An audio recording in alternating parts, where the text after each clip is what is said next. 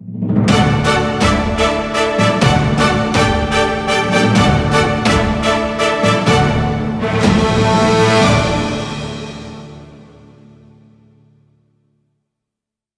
दोस्त ने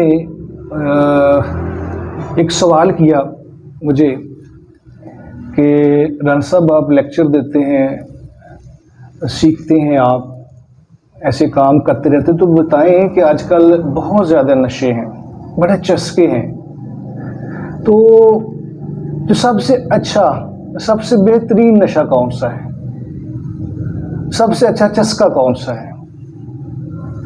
तो सवाल बड़ा खूबसूरत था। मैं भी सोचना शुरू हो गया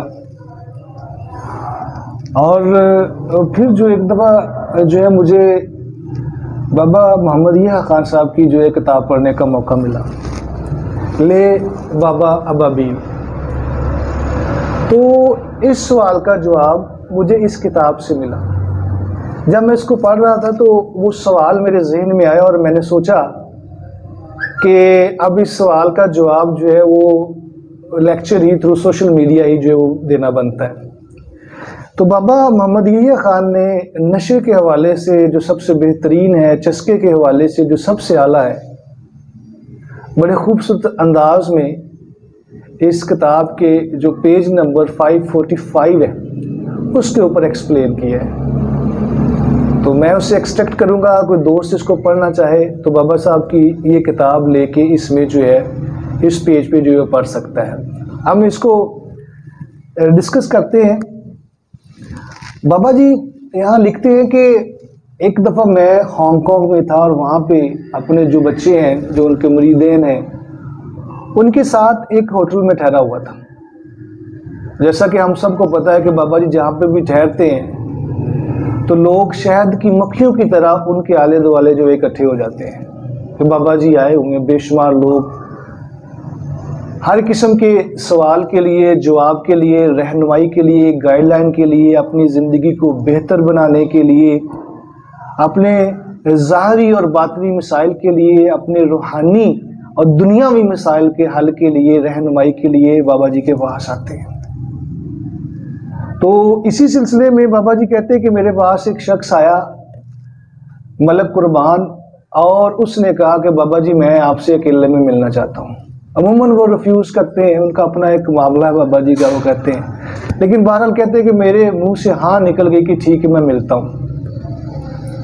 और वो अकेले में उनके साथ मिले और उन्होंने अपने बेटे के बारे में बताया, जमशेद मलिक के बारे में, कि बाबा जी मेरा एक ही बेटा है, अकलौता बेटा है, जब पैदा हुआ तो सतमाया था, तो नहीं, कमज़ोर, वीक था, हमें एक्सपेक्ट नहीं था कि ये सरवाइव भी कर सकेगा। बहरहाल उसने सरवाइव किया और बड़ा हुआ, और बड़ा होने के बाद जो है वो गाड़ियों का काम करता है और बड़ी कामयाबी के साथ जो है वो गाड़ियों का बिजनेस कर रहा है, चला रहा है, और बेहतर से बेहतर गाड़ी वो अपने पास भी रखता है। मुझे कमाने के हवाले से, इनकम के हवाले से उसकी शिकायत नहीं है, लेकिन दो चीज़ें उसमें बड़ी मुझे अजीब लगती हैं, बुरी लगती हैं, क्योंकि बाप हूँ और उसकी माँ भी इसी तरीके से परेशान रहती है कि वो सिगार और शराब के नशे में हर वक्त जो है वो रहता है, वो इसको छोड़ता नहीं है। तो आप उसको समझाएं, उसकी कोई तरबियत करें, उसको गाइडलाइन दें कि वो इस जो है चीज़ों से जो बाज आ जाए, इस नशे से बाज आ जाए। बाबा जी कहते हैं कि मैंने उसे प्रॉमिस किया और उसके बाद जो है मलक कुर्बान के साथ उसका बेटा जमशेद मलिक मेरे पास आए, और जब वो कमरे में दाखिल हो रहे थे तो बड़ा कीमती, खूबसूरत और खुशबूदार ब्रांडेड सिगार उसके हाथ में था। वो सिगार पी रहा था। कहते कि किसी वक्त मैं भी इन सिगार को बड़ा पसंद करता था। बहरहाल हमारी गुफ्तगू हुई, मैंने उसको समझा और फिर उसके वालिद साहब को बाहर भेज दिया, वो बाहर चले गए। वो काफ़ी देर हमारे मामला चलते रहे। मैं तो मतलब मुख्तसर करूँगा, बाबा जी ने काफ़ी डिटेल में वहाँ पे लिखा है। तो मेरी उसके साथ डिस्कशन होती रही, बैठे रहे, हमारी आपस में अंडरस्टैंडिंग हो गई, और बातों बातों में जमशेद मलिक ने खुद ही कहा कि बाबा जी मैं जो है दो चस्के हैं मेरे, बेहतरीन सिगार और शराब, ये मेरे चस्के हैं, मैं इनको नहीं छोड़ सकता। अगर आपके पास कोई तरीका है, इससे बेहतर कोई चस्का है, कोई नशा है, तो मुझे बताएं कि ये दोनों चस्के, ये दोनों नशे जो है मुझे भूल जाए। बाबा जी उसके साथ बैठे और फिर जो है उनसे जो ओरल एग्रीमेंट किया, एक जुबानी मुआहदा किया उसके वालिद की मौजूदगी में, और उससे प्रॉमिस लिया कि आपने ये काम करना है। उसने काम क्या है? काम ये करना है कि आपने 3 माह जो है 90 दिन जो है आपने मखलूक खुदा के लिए लंगर बनाना है खुद और तकसीम करना है। देखने में बज़ाहिर ये छोटी सी बात थी, लेकिन बाबा जी को पता था कि इसके बैक एंड पे क्या चीजें हैं। बहरहाल उनके दरमियान प्रॉमिस हुआ और वो जो मलक जमशेद है उसने इसके ऊपर जो है अमल करना शुरू कर दिया, और वो हर रोज सुबह के वक्त जो है वो लंगर तकसीम करता अमूमी तौर पे, और स्पेशली जुमेरात को वो खसूसी तौर पे जो है वो लंगर तकसीम करता, जिसमें हर किस्म के लोग उस लंगर में आके जो है वो शामिल होते। 3 महीने तक जो है वो काम ये करता रहा। तो 3 महीने के बाद जब ये वक्त गुजरा, तो उसके बाद जब जमशेद मलक से बाबा जी की बात हुई, तो जमशेद मलक ने ये बात की कि बाबा जी, दुनिया की सबसे बड़ी लज्जत और दुनिया का सबसे बड़ा चस्का जो है वो लंगर तकसीम करना है, और मैं इस नशे के सामने सारे नशों को जो है भूल चुका हूं, और मैं खुद एहतमाम से ये लंगर जो है मखलूक खुदा में जो है वो तकसीम करता हूं। और इसके बाद जो है वो मलक जमशेद साहब कहते हैं कि अगर किसी ने जन्नत के मजे या जन्नत के नशे जो है इस दुनिया में करने हैं, तो उसको चाहिए कि वो अल्लाह की राह में जो है वो लंगर तकसीम करे, लंगर का एहतमाम करे, लोगों में तकसीम करे। जब वो तकसीम करना शुरू करता है तो एक वक्त आता है कि उसको किसी किस्म की मोहताजी नहीं रहती है। अल्लाह ताला खुद उसको जो इतना कुछ नवाज देता है, इतना कुछ दे देता है कि वो और उसका बढ़ता ही चला जाता है, बढ़ता ही चला जाता है, बढ़ता ही चला जाता है। और अब लंगर की जो बाबा जी ने वजाहत की उस किताब के अंदर के लंगर जो है ये अपने रिज्क में से अल्लाह ताला की हर किस्म की मखलूक की ज़ियाफत का एहतमाम करना है। इसमें कोशिश करनी है कि हर किस्म के लोग शामिल हो, अमीर गरीब, रंग और नस्ल वाले किसे बालातर होके, मजहब और मसलक से बालातर होके, इसमें चरिंद और परिंद भी जो है वो शामिल होने चाहिए।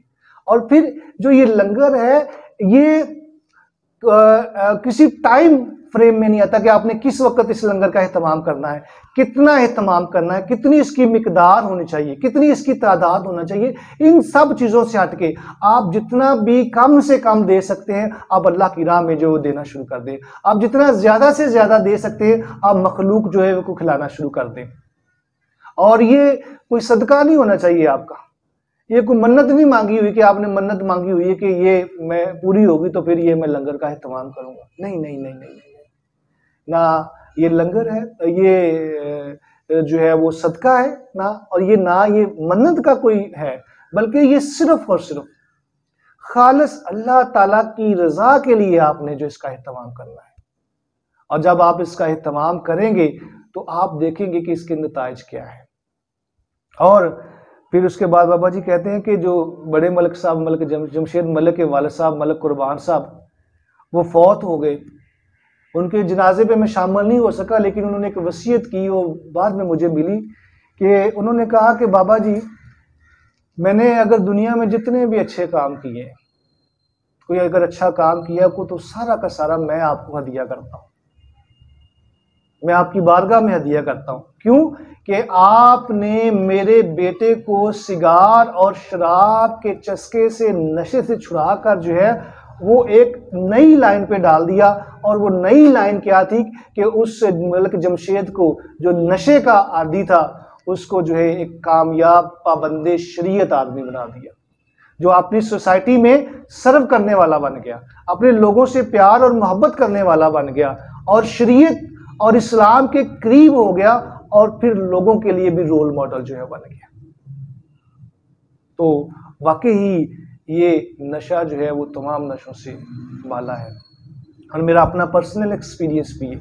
हम भी हर कुछ मखसूस दिनों में और फिर खसूसी तौर पे 11वीं शरीफ के ऊपर इसका एहतमाम करते हैं, अपने डेरे के ऊपर, अपने स्कूल में, वहाँ पे, और हम लोगों को वहाँ पे बड़े खूबसूरत तरीके से बिठा के जो है खाना खिलाते हैं, इज्जत के साथ जो है, रिस्पेक्ट के साथ।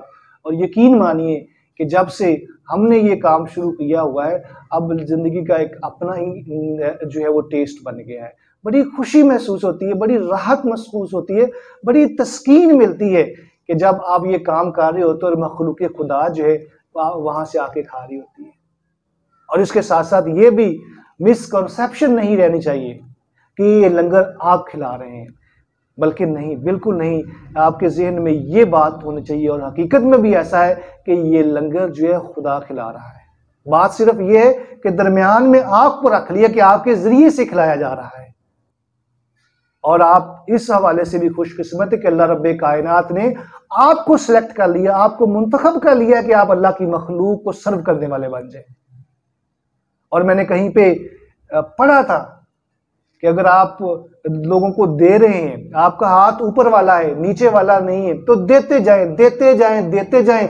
अगर कभी किसी वक्त आपने देने से हाथ रोक लिया तो ये ड्यूटी जो अल्लाह ताला ने आपको दी हुई है, ये ड्यूटी ये आपसे अल्लाह ताला वापस ले लेगा और आपकी जगह किसी और को तकसीम करने वाला बना देगा। आपकी जगह पे किसी और शख्स की जो है वो ड्यूटी लग जाएगी और आप पैसे नहीं होंगे, आप ऐसे हो जाएंगे, मांगने वाले हो जाएंगे। तो इससे एक्सट्रैक्ट हम क्या करते हैं, हम इससे निकालते हैं कि लंगर अल्लाह की तरफ से है, हम सिर्फ वसीले बनते हैं।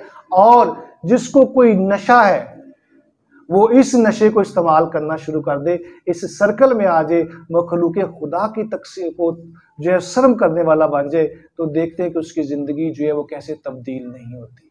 ये ज़िंदगी तब्दील करने वाली है कि हज़रत इब्राहिम बिन अदम के बारे में भी हमने पढ़ा है बुक्स के अंदर कि जब उन्होंने कहा था फरिश्ते से कि मुझे बताओ कि मेरा नाम अल्लाह, जो इनसे अल्लाह मोहब्बत करता उनमें है, तो फरिश्ते ने कहा कि नहीं। तो बाद में जो है उन्होंने कहा कि मेरा नाम फरिश्ते का उस फरिश्ते में डाल दे जो अल्लाह की मखलूक से मोहब्बत करते हैं। और जब ये बात की तो फिर जब नेक्स्ट डे पता चला कि वाकई अब उनका लिस्ट में नाम आ गया, उस लिस्ट में नाम आ गया है जिनसे अल्लाह ताला मोहब्बत करता है।